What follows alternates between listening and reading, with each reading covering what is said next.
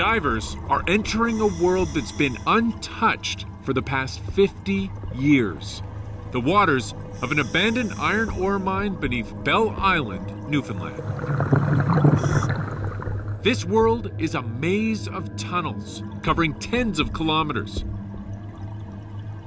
The first divers lay in a safety line for a group of explorers who will begin mapping the tunnels and doing an inventory of what's left. It's a world filled with amazing artifacts and intense danger, razor-sharp edges that can tear equipment, and fine mine dust that can suddenly obliterate a diver's ability to see. Very good. It's beautiful in there. That was amazing. That was amazing. One ore car upside down with two sets of bogies. There's the tunnel numbers on all the walls, like 54, 55, etc., which is pretty cool. I didn't realise just how huge it is, but it's untouched. I mean, it really is.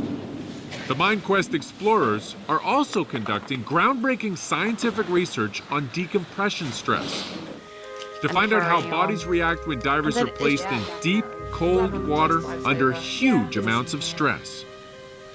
You're making history, so you are.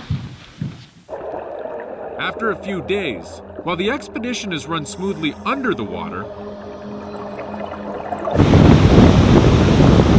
above the ground has been a different story. You can do a lot of research and a lot of planning before an expedition, and you can try and anticipate everything that might occur. But guaranteed, there's going to be a lot of unexpected things that happen. It starts with a storm that closes down the ferry, separating them from the vital supplies on the mainland. Oxygen tanks for the rebreathers the divers use underwater, food supplies for the whole group. Expedition organizer Rick Stanley decides nothing will stop them. He risks his life to cross the bay on his small boat. He downplays the danger. We're adventurers. This is what feeds us. The winds were right, the winds were on our tail. Yes, we had to climb a few nice big waves and, come down over another one, but it wasn't that bad. Bear in mind, a 170-foot steel ferry had stopped running because of this storm.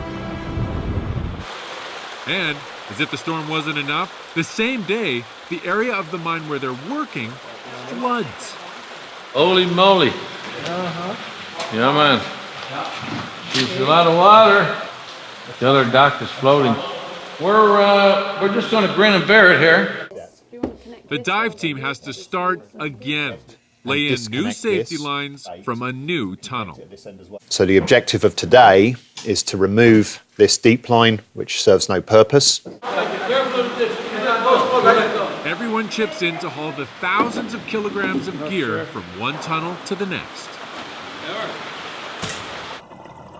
And yet, despite all the adversity, the explorers have not missed a beat. They've already made some fascinating discoveries. Living organisms that exist in the pitch black and seem to feed off iron ore.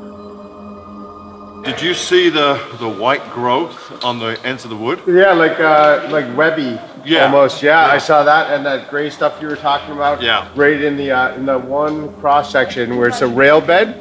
There's the rail bed, and then there's that big bacterial mat. Yeah, exactly. Cool. That was really cool. Yeah. Samples of the bacteria are collected and sent to the University of British Columbia. They've also found pumps that originally kept these mines dry, and a personal touch added by the man who used to run the pump, James Bennett. The mine feels a bit like a church to me. If I wasn't underwater, if I was walking in there, I would want to whisper, And every time the divers surface, Neil Pollock is waiting to take his samples for his decompression study. Just hold it up. Yep.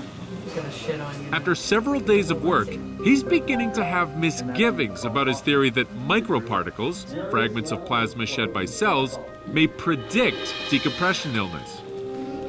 It's the messiness of microparticle data. They're so variable on an individual basis, it may well be that they won't prove to be useful as a diagnostic tool.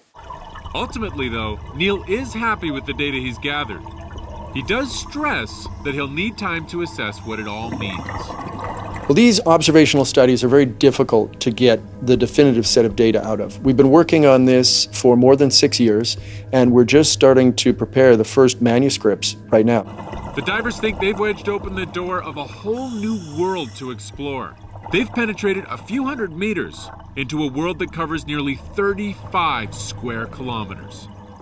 We have just scratched the surface. We have done such a small piece of this mine so far and just established some basic guidelines and parameters for coming back here again.